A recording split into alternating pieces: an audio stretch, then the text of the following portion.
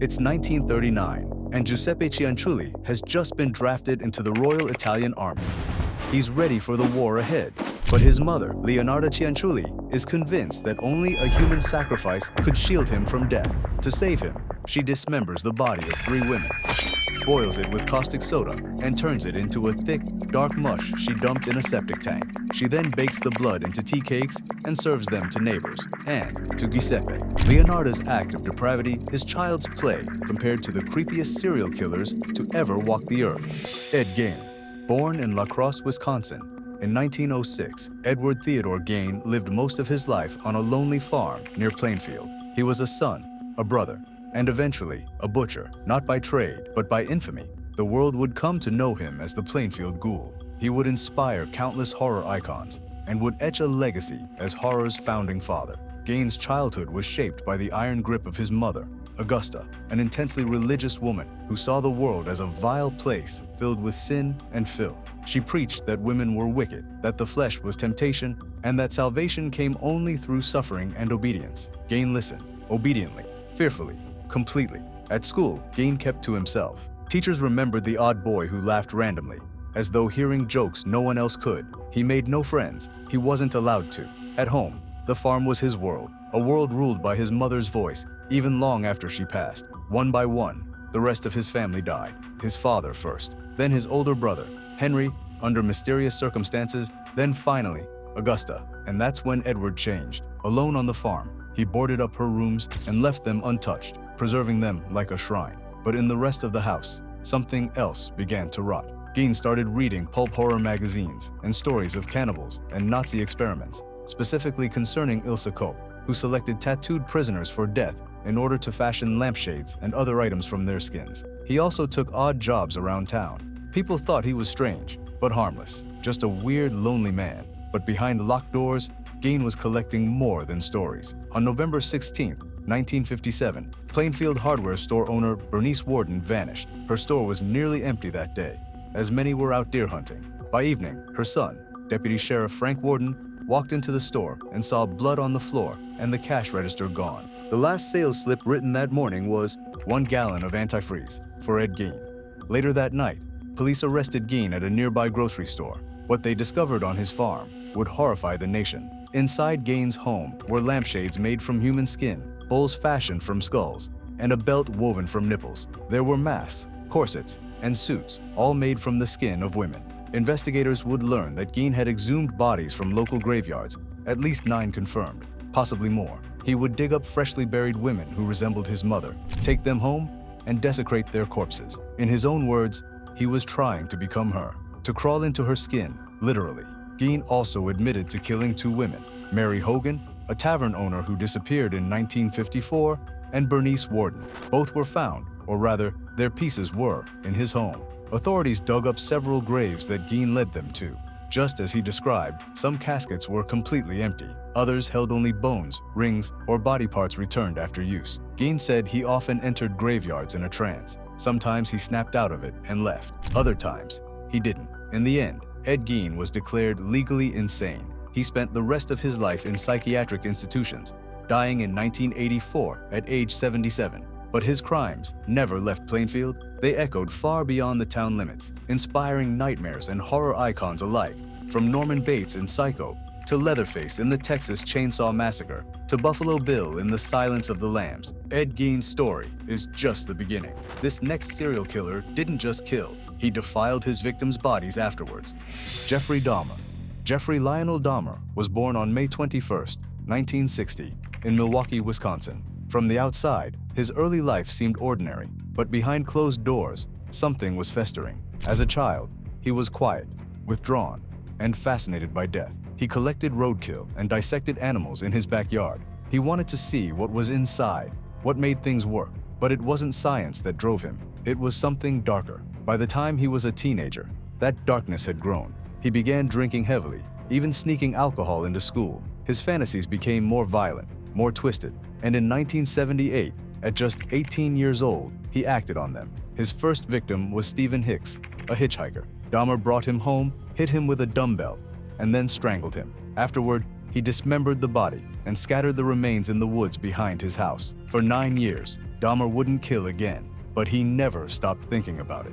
When he did start again in 1987, he couldn't stop. Over the next 4 years, he murdered 16 more men and boys. He lured them to his apartment with promises of money, photographs, or companionship. Once inside, they were drugged, strangled, and mutilated. But it didn't end there. Dahmer kept trophies, skulls, photographs, sometimes entire body parts. He attempted crude experiments, drilling into the skulls of some victims while they were still alive, trying to create living zombies he could control. He stored bodies in acid barrels. He kept a severed head in the fridge. Neighbors had complained about the smell. Some even saw strange things, but it wasn't until July 22, 1991, that the truth finally came out. That night, a man named Tracy Edwards escaped Dahmer's apartment in handcuffs. He flagged down police and led them back. Inside, officers found photographs of dismembered bodies, a freezer full of human remains, a heart, a torso, bones. Jeffrey Dahmer was arrested on the spot. His confession was cold and methodical. He detailed every murder, every cut, every experiment. He didn't deny it, he just explained it. In court, he pleaded guilty but insane. The jury disagreed. He was sentenced to 15 consecutive life terms, 941 years in prison, but he wouldn't serve even 3. On November 28, 1994, Dahmer was beaten to death in prison by another inmate with a metal bar. The man said, "God told him to do it." Just like that, one of the most horrifying chapters in American criminal history ended. And a few months before Dahmer was killed, a serial killer who killed 33 young men while moonlighting as a clown met his end. John Wayne Gacy. John Wayne Gacy, infamously known as the Killer Clown, was born on March 17, 1942. To most of his neighbors in Norwood Park Township, a quiet suburb near Chicago, he was a friendly contractor, a man who threw parties, a man who dressed as a clown for children's hospitals and parades. But behind the painted smile was something monstrous. Between 1972 and 1978, Gacy raped, tortured, and murdered at least 33 young men and boys. He lured many of them with promises of work through his construction company, PDM. Others he picked up from bus stations, parks, or simply off the street. Sometimes he used charm, sometimes a fake badge, sometimes brute force. All of the murders took place in his modest, ranch-style home. Gacy had a routine. He'd gain his victims' trust, offering drinks, drugs, or the chance to see a magic trick.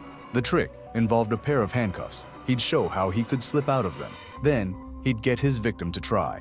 Once they were locked in, the real performance began. He called it the rope trick. After assaulting them, Gacy would loop a rope around the neck and twist it tighter and tighter with a wooden handle. Sometimes, it was quick. Other times, the victim convulsed for hours. He mocked them, tortured them, even revived some after drowning them in the bathtub, only to kill them again. 26 of his victims were buried in the crawl space beneath his house. Others were stuffed under floorboards, in the garage, or dumped in the Des Plaines River. The stench seeped through the vents. But for years, no one looked closely enough. That changed in December of 1978, when a teenage boy named Robert Peast vanished after telling his mother he was going to see a contractor about a job. That contractor was John Wayne Gacy. Police began digging, first through records, then through dirt, and what they found horrified the country. Inside Gacy's crawl space were the remains of dozens, some buried directly beneath his bedroom. One after another, the bodies were exhumed, many of them still in the handcuffs he'd used to trap them. Gacy was arrested and confessed to everything. He spoke of his crimes coldly, often blaming his victims. He called them hustlers and liars, claimed their lives had no value, said they were his property, his to bury. He was tried and convicted on 33 counts of murder. The jury deliberated just over 2 hours before sentencing him to death. Gacy spent 14 years on death row at Menard Correctional Center, passing the time by painting portraits of himself as a clown. On May 10, 1994, at 12:58 a.m., John Wayne Gacy was executed by lethal injection. After his death, his brain was removed and given to a forensic psychiatrist who had studied him in life. He was cremated. His ashes were never publicly claimed. Gacy's house was demolished. The crawl space filled in, but the shadow of what he did there remains, one of the darkest legacies in American true crime. And maybe even darker than this next killer killed her partner and cooked parts of him with vegetables. Catherine Knight.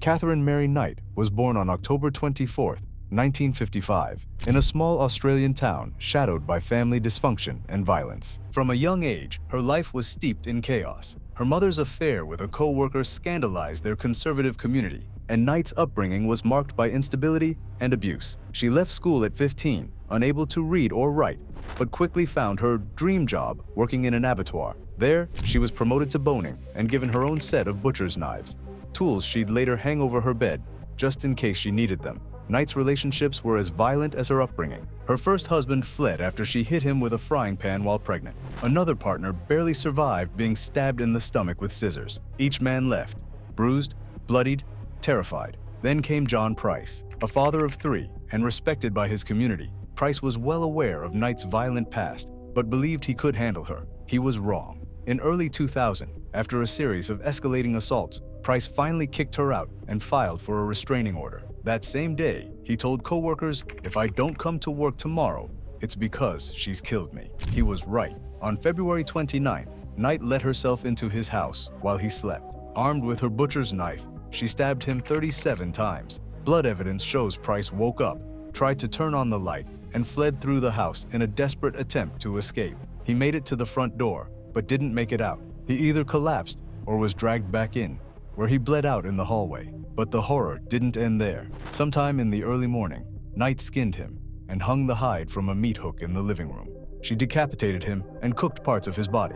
On the kitchen table, she set out 2 plates, roast meat and vegetables, each with a note bearing the name of one of Price's children. She had been preparing to feed them their father. A 3rd plate was found in the backyard, uneaten. Investigators believe she may have attempted to eat the meal herself, but couldn't go through with it. Price's head was discovered boiling in a pot on the stove. When police arrived, Knight was unconscious from a failed overdose. She claimed to remember nothing. In court, the crime scene was described as a scene from a horror movie. Knight was sentenced to life in prison, without the possibility of parole, the first woman in Australian history to receive such a sentence. She remains incarcerated at Silverwater Women's Correctional Centre. The judge called it one of the worst crimes he had ever seen. The press called her Australia's Hannibal Lecter, and we'll call this next creep the Russian doll maker. Anatoly Moskvin. Anatoly Moskvin was a brilliant academic, fluent in 13 languages, a respected philologist, historian, and expert on Celtic culture. But behind the facade of scholarly eccentricity was something far darker, something that would stun even seasoned investigators. You see, Anatoly wasn't exactly a serial killer, but he did something creepier than most serial killers have ever done. On November 2nd, 2011, police in Nizhny Novgorod, Russia, entered Moskvin's apartment following a string of grave desecrations. What they found was not just criminal, it was nightmarish. 29 mummified corpses of young girls and women, dressed in frilly clothing and arranged around the home, as if they were still alive. Some sat at tables, others reclined on shelves or sofas. They wore dresses, boots, and makeup. Some had music boxes placed inside their hollowed torsos to produce sound when touched. To Moskvin, they weren't corpses, they were dolls. He had exhumed them himself from local cemeteries across the region. Then, he mummified them, dried their skin with baking soda, wrapped them in cloth, and stuffed their bodies with rags. In some cases, he made plaster masks for their faces. His parents, with whom he shared the home, believed they were large handmade figurines. They had no idea. Moskvin's obsession with the dead started early. As a child, he spent his free time wandering graveyards. In one of his own writings, he described being forced to kiss the face of a dead girl during a funeral procession, an experience he claimed haunted him for life. In 2005, under the guise of academic research, Moskvin began visiting cemeteries to document the dead. He claimed to have walked over 30 kilometers a day, sleeping in haystacks, abandoned barns, and sometimes in open graves. Police would occasionally stop him on suspicion of vandalism, but he always talked his way out with his credentials. It was only when authorities raided his apartment that the true extent of his activities was revealed. In addition to the bodies, investigators found cemetery maps, photographs of open graves, and handwritten instructions for turning corpses into lifelike figures. There was also a stash of grave decorations and metal nameplates, believed to have been taken from up to 150 graves. Moskvin cooperated fully with the police. He told them he had been building the dolls for nearly 10 years. In his mind, he was saving the girls, rescuing them from a lonely grave. He said he believed the dead could be brought back to life through science or magic, and that they would thank him when they awoke. A psychiatric evaluation determined that Moskvin suffered from paranoid schizophrenia. In May 2012, he was declared unfit to stand trial and committed to a psychiatric hospital, where he remains to this day. He was never tried for murder, but for desecration of graves and human remains. But what he did was more than a crime. It was a descent into a world where love, death, and delusion blurred into something deeply disturbing and unforgettable. Richard Ramirez. He called himself a servant of Satan. The press called him the Night Stalker. But to the people of California, Richard Ramirez was something far more chilling, a living nightmare. Between April 1984 and August 1985, Ramirez waged a one-man war on Greater Los Angeles and the San Francisco Bay Area. He didn't care about age, race, or gender. He didn't have a type. What he wanted was fear, and he got it. His spree began in the shadows, but quickly exploded into chaos. Ramirez broke into homes at random, attacking families while they slept or even in broad daylight. He used whatever weapon was at hand: guns, knives, a machete, a tire iron, a claw hammer. He beat, raped, stabbed, strangled, shot, and bludgeoned. At least 14 people were murdered. Many more were left maimed, physically and psychologically. But it wasn't just the violence, it was the cruelty. Ramirez tortured some victims with electrical cords. He beat others senseless, only to let them live, haunted forever by what they saw. He drew pentagrams on walls, on bodies, on the floors of blood-soaked bedrooms. He whispered prayers to Satan, told survivors to swear loyalty to the devil. For Ramirez, this wasn't just a crime, it was a ritual. The seeds were planted early. Raised in El Paso, Texas, he grew up with abuse, drug use, and brain trauma. At 15, he watched his older cousin, an unstable Vietnam War vet, shoot his wife in the face. That cousin had shown Ramirez Polaroids of mutilated bodies overseas. He had taught him how to kill. By 22, Ramirez had moved to California and spiraled into addiction, robbery, and sadism. Cocaine fueled his binges, burglary supported his habit, and death followed wherever he went. For 14 months, Los Angeles lived in fear. Doors were double locked, windows nailed shut. But it wasn't enough. Ramirez was already inside. In 1989, he was finally convicted on 13 counts of murder, 5 attempted murders, 11 sexual assaults, and 14 burglaries. The judge who sentenced him to death called his crimes cruelty, callousness, and viciousness beyond any human understanding. Ramirez never showed remorse. In fact, he reveled in his infamy, grinning in court, flashing satanic symbols, taunting the families of his victims. He died on June 7, 2013, of cancer, still awaiting execution on California's death row. A similar fate this next serial killer met. Leonarda Cianciulli. She claimed she was protecting her son, but what Leonarda Cianciulli did in the name of motherhood made her the infamous soap maker of Correggio. Between 1939 and 1940, in the quiet Italian town of Correggio, Cianciulli murdered 3 women, not for pleasure, not for profit, but, as she believed, to keep her eldest son safe during wartime. What she did with their remains turned even the most hardened stomachs. Born in 1894, Cianciulli had a life steeped in tragedy. She lost 10 children in their youth and 3 more to miscarriage. That left four children she clung to with unrelenting fear. That fear, she said, was confirmed by a fortune teller. All of your children will die. Another told her, in your right hand, I see prison. In your left, a criminal asylum. When her favorite child, Giuseppe, was drafted into the Royal Italian Army in 1939, Cianciulli became convinced that only a human sacrifice could shield him from death. Her first victim was Faustina Setti, a spinster hoping to find love. Cianciulli promised her a husband in another town. When Faustina arrived to say goodbye, Leonarda gave her drugged wine and killed her with an axe. Then she dismembered the body, boiled it with caustic soda, and turned it into a thick, dark mush she dumped in a septic tank. She then baked the blood into tea cakes and served them to neighbors and to her son. Her second victim was Francesca Soavi, lured with the promise of work at a girls' school. The method was the same: wine, axe, caustic soda, and quiet disposal. The third and final woman was Virginia Cacioppo, a former soprano said to have sung at La Scala. Leonarda turned her into soap, but Virginia had a family. Her sister-in-law, suspicious of the sudden disappearance, alerted the police. The investigation led straight to Cianciulli. She kept her silence until they looked at her son. Then she confessed everything. She was unrepentant in court, even proud. She corrected the prosecutor on the details and boasted that she had donated the copper ladle she used to skim human fat to the war effort. In 1946, Leonarda Cianciulli was sentenced to 30 years in prison and 3 more in a criminal asylum. She died there in 1970. To the end, she believed she had done what any mother would. Only her methods were soaked in blood and lie. Ted Bundy.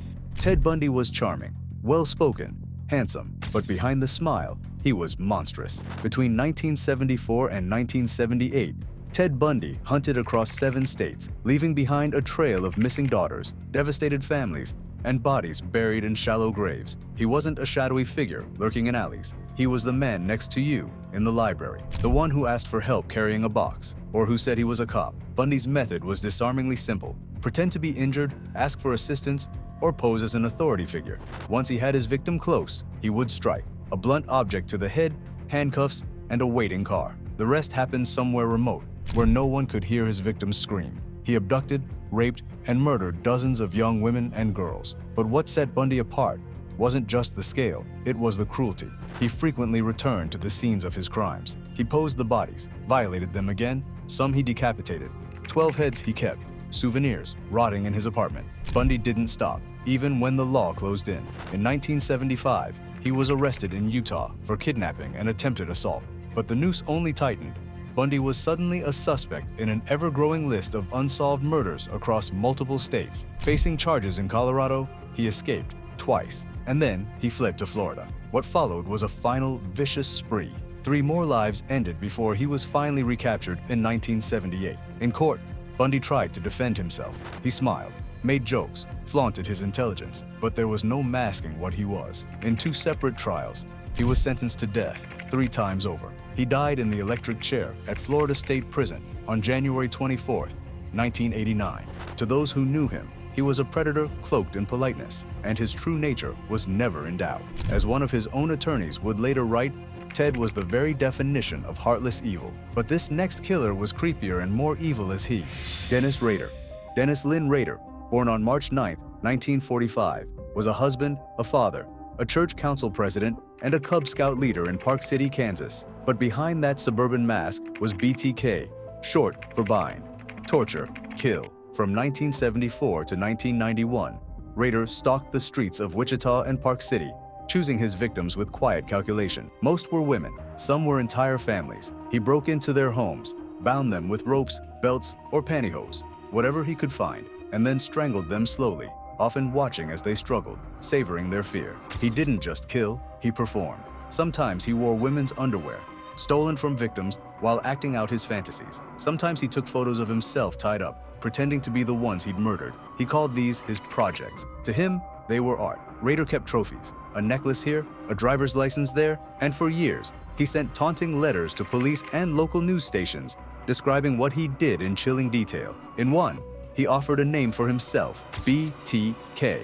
The press ran with it. Then, silence. For 13 years, BTK vanished. But in 2004, with a local author writing a book about the cold cases, Rader couldn't help himself. He started writing again, leaving cryptic messages, playing games with detectives. One of his letters included a floppy disk. That disk led police right to him. When they arrested him in 2005, they found a man who blended into the community perfectly. He installed home security systems, often for people afraid of BTK. He worked as a city compliance officer, known for being especially cruel to women who lived alone. Neighbors were stunned. His church was stunned. His family was destroyed. In interviews, his daughter Carrie has struggled to reconcile the loving dad she knew with the monster she learned about in court. But in 2024, at CrimeCon in Nashville, she revealed something even darker. In private journal entries, Rader confessed to sexually abusing her when she was a child. He wasn't just a serial killer. He was also a predator inside his own home. Dennis Rader pled guilty to 10 murders and was sentenced to 10 consecutive life sentences. He'll die in El Dorado Correctional Facility, alone, forgotten by most. Joe Metheny. Joseph Roy Metheny was known as Tiny on the streets of South Baltimore, a cruel joke. He stood 6'1", weighed over 250 pounds, and carried his frame with the kind of presence that made people uncomfortable but never suspicious enough. By day, he worked a forklift at a pallet company, well-mannered, intelligent, even polite. By night, he lived in abandoned factories, bridge camps, and crack houses, high on heroin, liquor, and rage. In 1994, he strangled Kathy Ann Magaziner, a 39-year-old sex worker, and buried her in a shallow grave behind the pallet yard. 6 months later, he returned, dug up the remains, removed her skull, placed it in a box, and threw it in the trash like it was nothing. A year later, in 1995, 2 men, Randall Brewer and Randy Piker, were found dead at a homeless encampment. Their heads split open with an axe. Metheny was tried, but walked free. Another man took the fall. Metheny would later claim he was the killer. In 1996, He stabbed Kimberly Spicer to death inside his trailer. A month later, he lured another woman, Rita Kemper, inside. She refused his advances, so he beat her, dragged her back inside, tore her clothes off, and told her, "I'm going to kill you and bury you in the woods with the others." But Kemper escaped through a window, barefoot and bleeding, and she ran straight to the police. It unraveled fast after that. Metheny was arrested leaving a Christmas party. His friend, the one he'd asked to help bury Spicer's body, had tipped off authorities. Under interrogation, Metheny cracked, not with guilt, with pride. He started talking, a lot. He told police where to find Kathy Magaziner's body and what was left of it. He told them he'd killed more, up to 10, that he targeted sex workers addicted to heroin and cocaine, that he dumped some in the Patapsco River, that no one would ever find them. And then came the most disturbing claim of all. He said he ground up human flesh, mixed it with pork, and sold it as sandwiches from a roadside stand. The human body tastes very similar to pork, he said. If you mix it together, no one can tell the difference. Police were never able to confirm it, but the rumors stuck. In court, Metheny showed no remorse. He smiled, told the judge he enjoyed killing, that it gave him a high, that he did it because he wanted to. He was sentenced to death in 1998 for the murder of Kimberly Spicer, but in 2001, that sentence was reduced to life without parole. Joseph Metheny died alone in his prison cell on August 5, 2017. No foul play suspected, no last words given, just a body, still, in a locked room. Some say justice was served, but in the city of Baltimore, the shadow of his crime still lingers, and somewhere in the dark corners of the internet, his nickname lives on, the Cannibal of Baltimore. Which serial killer do you find the creepiest? Let me know in the comments section. And if you'd like to see more videos like this, then be sure to subscribe and click on this next card on your screen.